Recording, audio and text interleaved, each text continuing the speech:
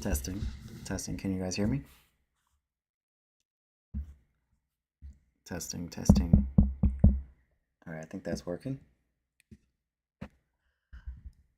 Welcome to today's Q&A, guys. My name's Alex. 1 second while I adjust this. All right.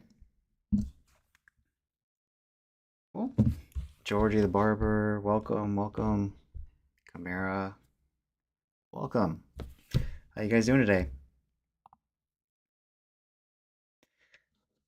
Today is Monday, November 17th. Yeah, we're almost at the end of 2025. That's crazy, huh? I'm doing my normal Q&A for this week. If you guys have any questions, type them in the chat. I'm here to help you for the next however long it takes. Always looking forward to your posts. Thanks, man. Thank you. You know, I'll be honest, there'll be some times where I wonder why. I wonder why I do this. You know, I don't even make money from I don't even make money from doing this. This is just makes me feel good. Makes me feel good to, I mean, I get content from it. So, there's that. But I mean, I don't have to do any of this. I could take this same time and put it into the shop, probably make a lot more money. So, I do this to help you guys, man. It just makes me feel good to give back to you know, this is the kind of stuff I wish I knew. The business stuff, like there are so many people out there that are so good at teaching you how to cut hair better. I'm so passionate about the business side, and I think if you're a barber or a barbershop owner that's just getting started, you probably need to know it all, But I tend to focus a lot more on the business side. That's just what I'm passionate about. That's what I spend 99% of my time doing. I only cut hair part time now, 15 hours a week. So any questions you guys have that are business related? I mean, I know how to cut hair too. I mean, we have a YouTube channel. If you want to see me cut hair, just go to House of Shaves Barbershop on YouTube, and you can see me cut hair if you really want to. I think I'm okay. I'm not that great. Best way to watch these Q&A, guys, just so you know, is usually on YouTube, because on Instagram and I think Facebook too, it's like super skinny if I end up sharing my screen. Where if on YouTube you can see the whole thing, but you can watch it however you want. My question to you is, how do you recontact no-shows? Okay, good question. So we have a system for this, and I think that the depends on how far back you want to go. But we use a software called Zenoti. And one of my favorite features in this software is the ability to create what I call target segments. So we create a bunch of rules, and then it shows us a segment of our clients that we want to target. I think that's where the name comes from, target segment. And so we have a list called Dialing for Dollars. Let me see if I can pull it up on the screen. And I'll share my screen here in a second. And if you're on Instagram, it might be better to switch over to YouTube, but you'll probably still be able to see what I'm trying to show you on Instagram as well. Just know that YouTube is the best way to watch these Q&As, because you can see my full screen. All right, so I'm pulling up my target segments, and then I'm going to share my screen. All right, here we go. Sharing my screen now. All right, so if you're looking at my screen right now, we have a list, target segment called Dialing for Dollars. And these are the 3 criteria. So only the people that meet this criteria are going to show up on our list. So people that have visited more than once. So the reason why that's on there is because I don't want to call people that were just in town visiting. They're in town for a wedding, they're in town for work. That doesn't mean that, anybody that's only been to us once was only people that were out of town, but we're just trying to exclude that right now. So that's why otherwise the list would be like way longer. Because we're also trying to maximize our time. Somebody's sitting here calling or texting, or we're we have automations that are happening in the background all the time. So we want to make sure that we're only reaching out to people that are actually going to come back. Um, Guests who don't have a future appointment booked, that's the next set of criteria. So if somebody already has their next appointment booked, we're not going to bother them, right? So that's why that's on there. And we have it set to 3 months, but you can do 6, 12 months, whatever.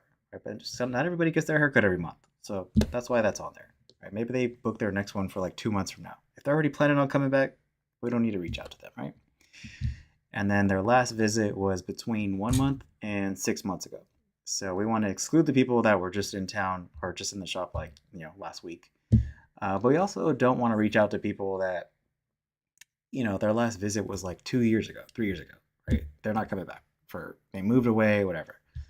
So that's the rules that we have set up. And we kind of toy with these over time, but that's how we create this list, is based on those rules. Now, as far as how do we contact them, typically it's through text message, or we pick up the phone and call them. So that's why it's called like dialing for dollars, because this is one of the most high impact things that you guys can do, because a lot of barbers are very focused on marketing in the sense that they're always trying to get new clients. But I would argue that you get a lot more for your money trying to get people that have already come to you to come back. So it's a really good idea to every now and then you go through your system and see who hasn't been back in a while and reach out to them. And you don't have to text them, right? You can pick up the phone and call them because that's free. It just takes some time, right? So the barbers that are still building retention wise at our shop, we try to encourage them to do this. Whether they do it or not is another story, but retention is how you build as a barber. So if you are trying to fill your schedule, then the game is everybody that's coming in, you want to get them to come back. And if they live there, we want to try to get them to come back and see us again, because it's way easier, way more profitable to get an existing client to come back than to always be looking for a new client. Super expensive. I don't want to be in that game. You need marketing, I think, always, but you don't want to be dependent on marketing, right? Like we just cut our ad budget by more than 50%. Hasn't affected us at all. I might cut it even more because our retention has gotten really good. We're getting people to come back. So this is how you do that, though. You use your system, you use the tools, and it takes a little bit of time. Any barber that's not fully booked should be doing this during their downtime. Find the people on your schedule that haven't been back in over a month. Hit them up. It doesn't cost anything. You don't have to do some fancy automations. Like we have that set up. So our system does it automatically, but you don't have to spend money to do this. Is what I'm trying to say. Like because I've had people tell me like it's super expensive to send a text message to all these people. Okay, you can do that. Do it that way if you want, or you could just pick up the phone and just do it one by one. But to me, this is worth it. And we have automations that text people automatically now if they meet this criteria, and they work. Like last month, I think it was around $15,000 that we recovered or generated. You could, however you want to think about it, last month by all the automations that we have. I think I can try to share my screen with you guys to show you that I'm not like just making that number up. So let me see. Oh, it's being slow, but it's loading right now. But yeah, you can make a lot more money just by getting your clients to come back. Okay. It's being really slow. I'll share when it's done loading. But does that make sense to you guys? And you just text them or call them. So it's not like super complicated. It just takes a lot of time. So I get why a lot of barbers don't want to do it. And it's just to show you that I'm not just making these numbers up, right? So 13,000. That's what we made last month from just reaching out to people that haven't been back in a while. Let's see, the month before I think was even better. So that was October. So if we look at September, What was September? This is not like our revenue. This is just like what we got from just the automations and everything that we have set up. So this is why I push back a little bit on people that are like that software is expensive. Okay, it made me $11,000 last month. Is was that expensive then? You know. So yeah, I don't really believe that software is maybe a software that you don't know how to use is expensive. Yeah, that's it. Just like marketing. If ineffective marketing is expensive because your clients you're targeting the wrong people or you're not getting them to come back. So yeah, that is really expensive. um, I started in the shop a month ago, month and a half ago. It is commission based, 50-50. They supply me with blades, neck strips, alcohol, barber side. They don't do taxes. Barbershop is mostly busy on weekends, and sometimes my paycheck is around 200 to 300 a week. Should I stay? I work 35 hours. I work 44 days and they charge $40. Sometimes I only cut 3 people, and the marketing for the shop is not so good. Well, are you happy there? Are you learning? It sounds like you're a contractor if they're not doing your taxes for you. So 50-50 is actually, I think, fair for somebody who's just starting with no clientele because they have to put a lot into you. You're but the short answer is it's a personal decision whether you want to stay there or not. I think when you're working at a barbershop, you should be either learning or earning. So you're either learning a lot, you're getting a lot of practice, you're getting a lot of training, or you're earning a lot of money. Or, if you find a really good place, ideally it's both. You're making a lot of money and you're learning a lot. So if you're working a lot, if you're learning a lot, it might be good for you. 200 to 300 a week though is okay. So if you're working, let's say it's on the high end. Let's say it's 300, and you're working 35 hours. So you're making $8.57 an hour. So if we take the 300 and we take divided by $35 or 35 hours, you're making 8.57 an hour. So I don't know where you are, but I'm in Florida, and that would be considered less than minimum wage. Because minimum wage right now, I think, is $14 an hour in Florida. So is that counting your tips? Because if it's not counting your tips, then that'll change the number a bit. But this is why I say and why I recommend to people, and I think some people listen, some people don't, some people have pride, whatever. But like, you probably would be better off going to like a Sport Clips or a franchise barbershop where you can get some kind of guaranteed like base pay, hourly, or some places do like your commission, but like we're gonna guarantee you at least this much, while you're getting building, um, because you're probably gonna make more than 8.57 an hour, if that makes sense. So, but if you love it there, then stay there and just realize that it's gonna take some time to build up, right? Because it's all on you at the end of the day, no matter where you are. It doesn't matter where you are, what barbershop you're at. If you don't retain clients, you're going to struggle no matter what pay structure you're on. Right? The people that retain clients are going to get busier. The people that don't are always going to be dependent on walk-ins and probably should stay at the Great Clips or wherever they're at, right? Because they're never going to build, so they're going to need that minimum wage or whatever they got. So if you're retaining clients, which is way too early to know, then it's just a matter of time before you get fully booked. If you are not retaining clients, then you need to work on that. And my suggestion would be go to somewhere that has a guaranteed base so that you have some safety net while you're learning. So, can you send me the list with programs you use for automation? Everything that I do automation wise is mostly through my POS, which I use Zenoti. So that's the only automations that I have outside of Zenoti are ManyChat, which I don't know. if it's worth it, ManyChat anybody can use. It's like $25 a month.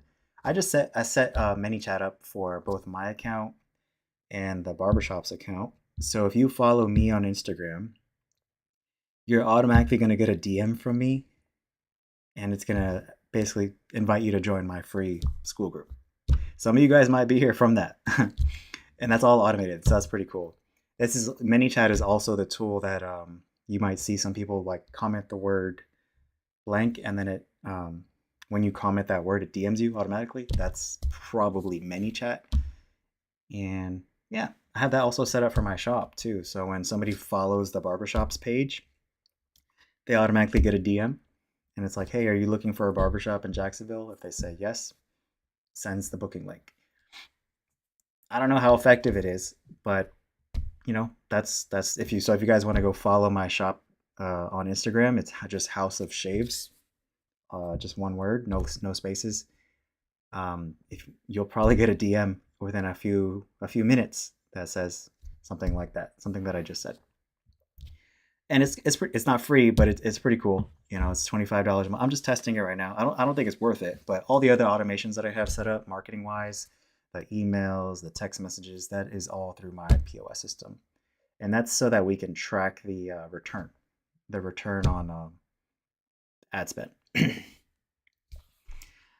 I guarantee 1,500 a week to my barbers when they start. It depends.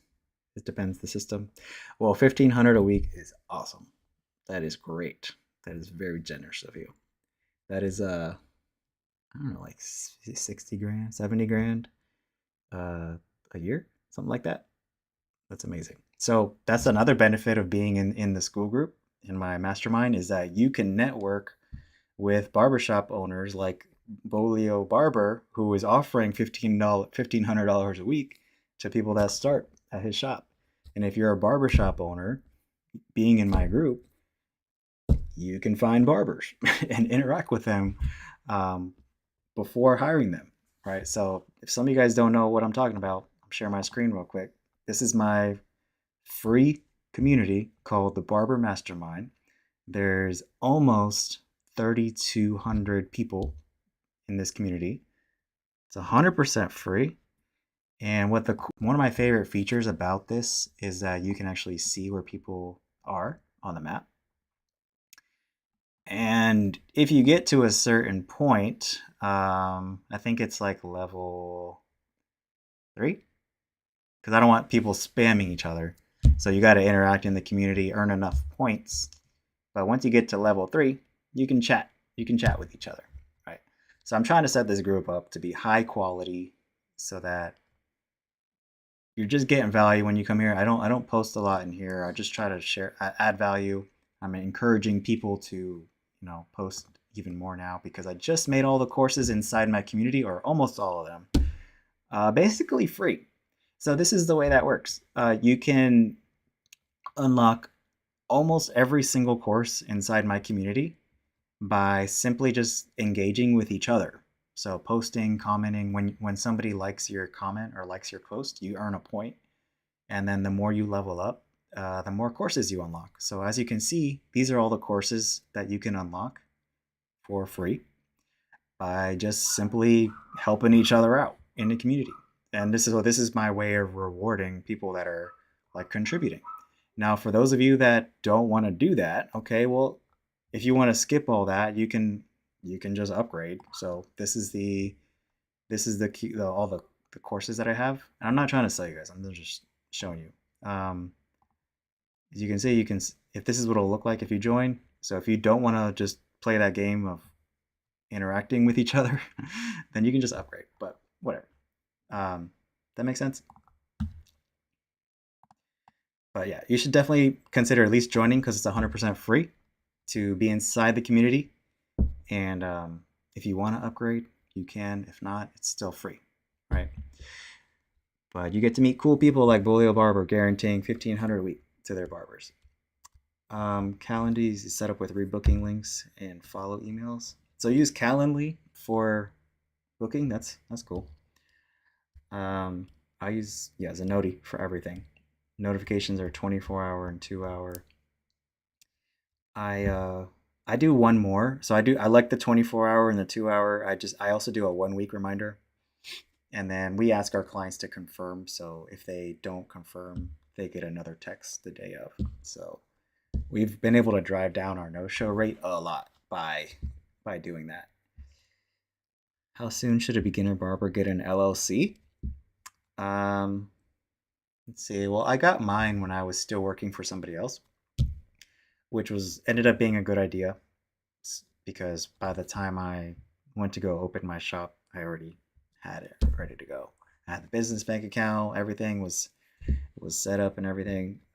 So I definitely, it's not something that you need to have right away, but you definitely should have it if you plan on going independent before you do that, right? Because everything goes really fast afterwards. Once you sign a lease, it's like, so have all that stuff set up in advance. Goals down the line is open our barbershop. Probably want to think about opening one soon then. So yeah, I would get it done. It doesn't cost that much to open an LLC, and if you're a contractor working for somebody else, then what they do is just pay. If you're commission based, then they pay your LLC. This is what I did. They paid my company, and then I pay myself from my company. It's the same thing with the barbershop. The customers, the clients, pay the barbershop. I don't get paid. And then from there, me and the rest of the barbers get paid from the business bank account. So if you're a contractor working for somebody else, if you're a commission based, they pay your business, and then your business, you pay yourself. Thanks for the reply. You're welcome. Put an email follow up after 3 months. That's a long time. I mean, I would do a month. You know what? I sent an email the other day. So Zenati just keeps getting better, and I'm not paid by them, right? But let me just show you guys something real quick, because I sent an email. This is cool. This is cool to see. So I sent an email. I email every single person in our list at least once a month, even if I have nothing to say. Right? I'm gonna hit my entire list at least once a month. So I sent this email just because it was time to email our list. I do it every month, like I said. And what's cool now is this Zenati is now telling me this is how much revenue was generated from that email.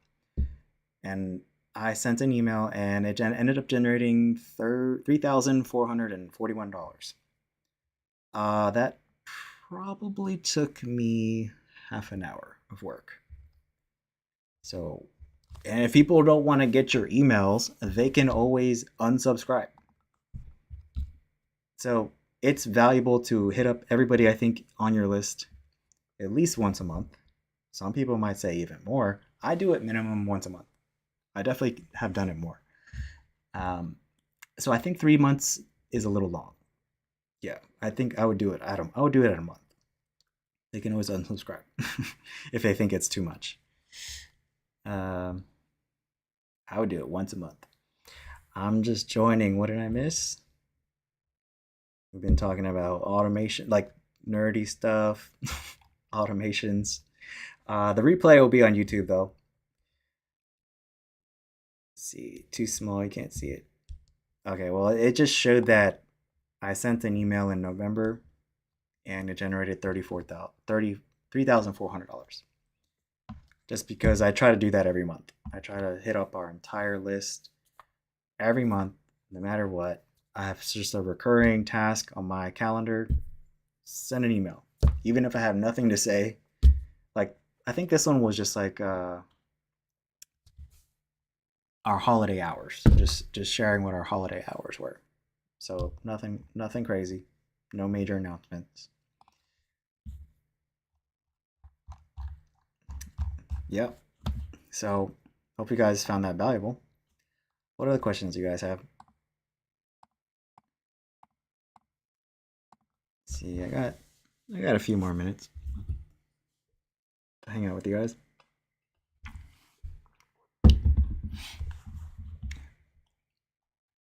Yeah, I do think that you will see good returns by trying to figure out, and you got to do it tastefully, but trying to get the clients that already come to you, just keep them coming back. That's the game. You need marketing for sure. I will never. You guys will probably never hear me say stop marketing, but I do think that you shouldn't be dependent on marketing or paid marketing, at least, because it's very expensive.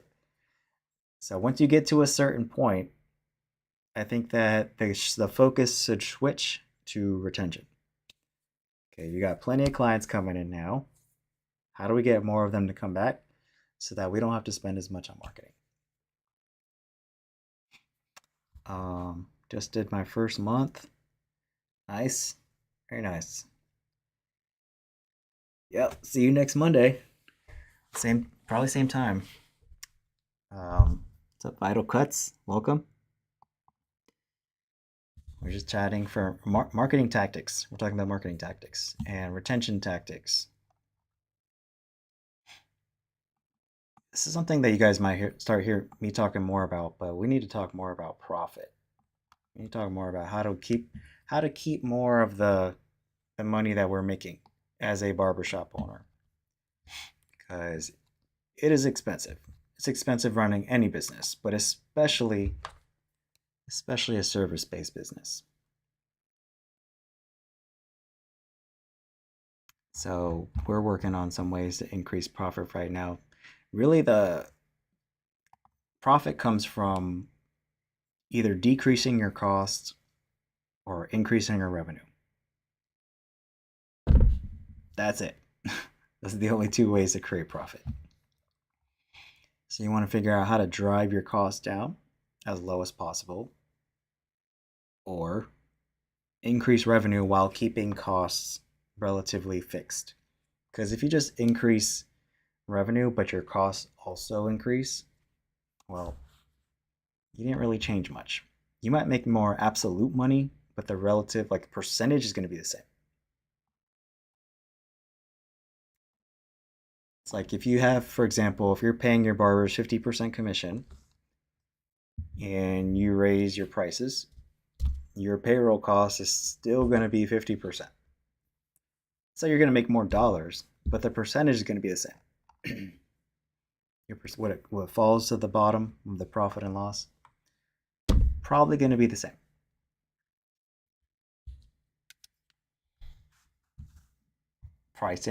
Proper pricing is another efficiency, like closing those gaps in your schedule. If you have a lot of gaps in your schedule, you might have you might be able to do some optimization with your appointment book. Like we don't let people book like a 5-minute services. Every service on our menu is either 15 minutes, 30 minutes, or 45, or an hour.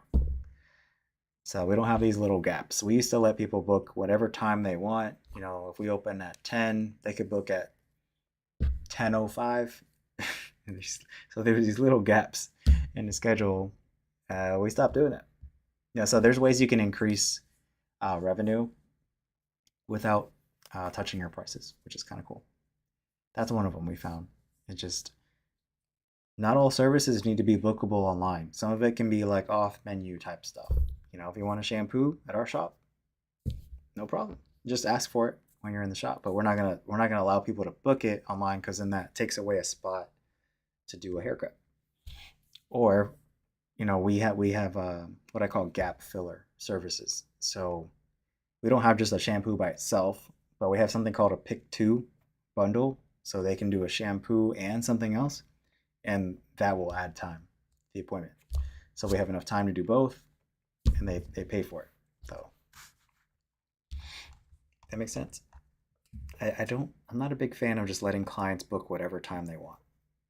We did take this to the extreme though, because we used to have all of our services were either half an hour or 60 minutes. And then we would only let clients book on the half hour, which was beautiful because we had no gaps in the schedule. 0.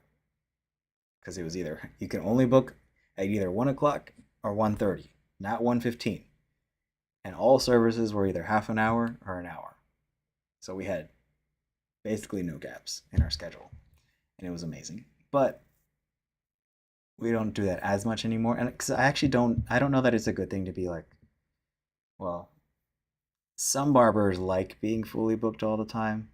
Some think they do until they actually get fully booked. And you don't really know which is which until you see it happen. But some barbers can't even handle being fully booked. They're like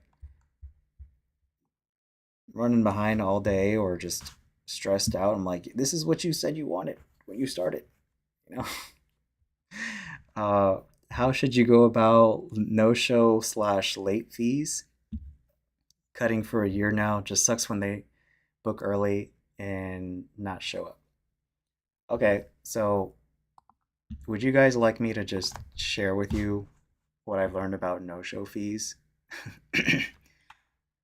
uh, I was gonna make a YouTube video about it, but I realized I already have one, so I don't know if it's worth making another one. All right, I'm gonna go through this and then I'm just gonna end the call for today. But this is probably gonna take me like 20, 30 minutes just to get through this because this is meant to be a full YouTube video. Okay. Let me share my screen. I'll go and I'm going to share with you everything I know about no show slash late fees and how we reduce them. Okay. First thing you need to know though is that no shows are always going to be a thing. No matter what you do, you're always going to have no shows. Okay. Even when we were making people prepay for for their haircuts, they still no show. So you're always going to have no shows. I'm telling you right now. No matter what you do, whether it's a deposit, card on file, prepay, you're still going to have no shows. So keep that in mind because you will never just solve the problem of no shows altogether. You might be able to get it really low, but it's never going to be zero. Okay? That's the first thing. And I'm going to start going through this. So the next thing you need to know is like, do you have the right contact information? Some of this stuff's going to sound like common sense, but you'd be surprised how many times I find like somebody no shows and then I go in there and it's like, we have the wrong phone number. There's an extra one. And because the US code is one and then the rest of their phone number, sometimes when they're creating a profile online, it adds an extra one in there. So we delete that and all of a sudden now they're getting our text messages. So make sure you have the right contact information. Do you have the right phone number? Okay. Are the reminders working? Because sometimes the reminders just don't work or the timing sucks. So that's the next thing is play with the timing of the reminders. If you know how to do this, one thing that we started testing, this is like 2 or 3 years ago, is we started testing the timing of the reminders to try to get people to stop forgetting about their appointment. So what we started doing was, okay, we have a 1 week reminder. So a week before their appointment, they're going to get a reminder. And all these reminders are going to be an email and a text message. That way, if they don't get one, they get the other. Okay. The next one they get is 24 hours. So the day before. And then the last one that they'll get is 2 hours before. But, and we tested other things like 4 hours was way too much because people just forgot about it. 1 hour was too soon. So we found that appointment reminders that were 2 hours prior is kind of like the sweet spot. And then we started adding another reminder is when if they because all of our reminders ask clients to confirm like, hey, reply C if you to confirm your appointment. And if they don't confirm, so it's part of our opening checklist now when we open the shop. But a barber will go over to the computer and send a broadcast to every single client that hasn't confirmed. So anybody that confirmed already, they're good. Like we're not going to bother them. But anybody that didn't confirm, they're going to get another text from us asking them to confirm. And then another thing that's a little counterintuitive, but you might be able to reduce your no-shows by making it easy to cancel. So it's a little counterintuitive, but sometimes people just don't know how to use your software. and they want to cancel, but they don't know how. So we tell them in the text message, here's how to cancel. Reply with the letter X to cancel your appointment, and it will automatically cancel it. So it's a little counterintuitive, but like if you make it easy for people to cancel, they are less likely to no show. Um, let's see. We do have some protection though, because we actually don't have any like card on file requirement or deposits. But one new feature that my system added, which I love, is if somebody does no show, then when they go to book again, it's going to require them to pay a deposit. So I love that because it doesn't punish everybody. It's only the people that had the no show. And it's only for like a 60-day period. So after 60 days, if they don't no show again, that requirement to pay a deposit goes away. Right.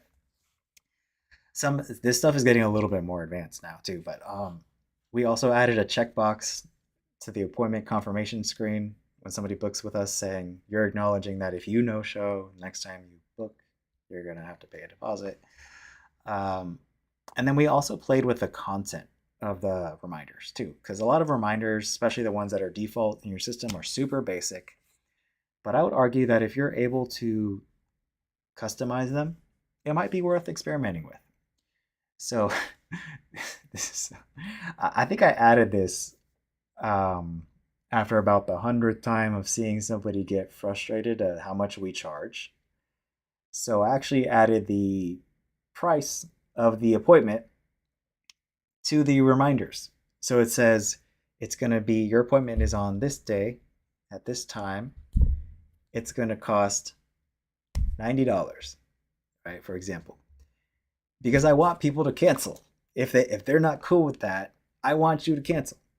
If you don't think that it's worth it, just go ahead and cancel, because somebody who does think it's worth it will fill that spot, right? So it's a little off topic. It has nothing to do with no shows, but it will help prevent those cheap clients from coming in that are never going to come back because they think you're overpriced. So I recommend, or at least you test, putting the price of the service in the reminders if you can. We also put the day, date, time, name of the location, and the address. So our reminders are really detailed. It's because we had to start doing that. Like, you'd be surprised. Like, people will book an appointment and they'll show up on the completely wrong day, wrong time. In our case, they show up at the wrong location. So we had to start putting all this detail in the appointment reminders because, you know, even with all that stuff now, people still show up on the wrong day, but it just happens a lot less now. And then we also added the text, like, this is your 1 week reminder. This is your 24-hour reminder. This is your 2-hour reminder. It's these little things actually make a big difference because people will know, like, oh shit. Because some people would freak out. This is the reason why we added it. Some people would freak out, like, because they would just say, this is your reminder for an appointment, and they don't read the rest, and they go to the barbershop and you're like, actually, your appointment's not till tomorrow. So that's why we started adding, this is your 24-hour reminder. So they're like, oh, okay, that's not till tomorrow. I'm good, you know? So these are all little things that I just kind of tweaked by observing over time, like people showing up on the wrong day. Okay, we need to add the day, right? We need to add the date. And then they show up at the wrong location. Okay, we need to add the name of the location. They show up at, like, these little things make a big difference. But the important thing to know, and our no-show rate is less than 4%, by the way. So that's another thing that I suggest is, like, it's easy to think that the problem is way worse than it actually is if you don't know what the number is. So if you think you have a problem with no-shows, maybe you do, but I would say if you can't just say the percentage off the top of your head, then you don't really know yet. Like, how many appointments did you have that month? How many no-showed? What's that percentage? Ours is 4%. It's less than 4. So we started tracking this stuff. So when I started tracking it, it was like 5%. So now it's like 4, maybe closer to 3%. So we've been able to get it down, but it was never really a big problem to begin with. And one thing that I really try to optimize for is our website conversion, which, because I'm spending money on ads to try to get people to go to our website to book an appointment. So I want to make their conversion rate as good as possible, which means how many people went to the website. Of those people, how many ended up booking an appointment? I want that number to be as high as possible. So that's the main reason I don't have cards on file and don't require deposits. I'm not saying you guys should do that. What I'm saying is figure out what your no-show rate is. Do all the other things that I said in this video. You can watch the recording on YouTube if you're just now joining. But the problem might not be as bad as you think. Start by tracking it to see what it is, and then start testing some of these things to see if you can get it lower. But just know that you're always going to have no-shows. Shit happens. We work with people, and we no-show on them sometimes. You call out sick, couldn't make it in that day because you had a problem with your car. It goes both ways. But we don't. And I will say too that if the problem did, if it did start to become a problem with no shows in the future, all right.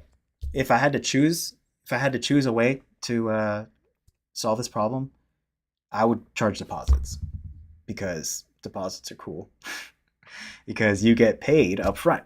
Where the problem with cards on file is people have ways around it. And hopefully there's no clients watching this, right? It's just us barbers chatting right now. But clients can freeze their card, so you can't charge them a cancellation fee or a no-show fee. Or let's say you do charge them, and then they dispute it. And then you're going to lose. And so you got to give it back. And then you're going to have to pay probably a chargeback fee on top of that. And that client's never coming back. So everybody loses, right? So I've been through this, I'm not saying it's a bad idea to require cards on file or do deposits. I'm just saying like this is what you're going to have to deal with, right? Your website conversion is going to drop. People will call to try to get around it. You're going to deal with disputes, chargebacks, refund requests, or you could just try to make sure people don't forget about their appointment. So that's what I focused on. Super nerdy stuff, but this is actually the stuff that I get excited about because it's also like a one-time fix to make sure your reminders are set up the right way. One-time fix, So hopefully that was helpful. It was probably a lot, but you don't have to do all that stuff I put on the list. I would just say asking people to confirm, sending more reminders, playing with the timing of the reminders. Just make sure people don't forget. That's it. All right. Great, guys. Well, I think I'm going to end it. For today. So if you guys want to chat with me more, join my free Skool group. It's called the Barber Mastermind. It's 100% free to join. 3,000 plus barbers in here. And I'll see you guys next week. Same time. Yeah. Hope you have a good week. Thank you.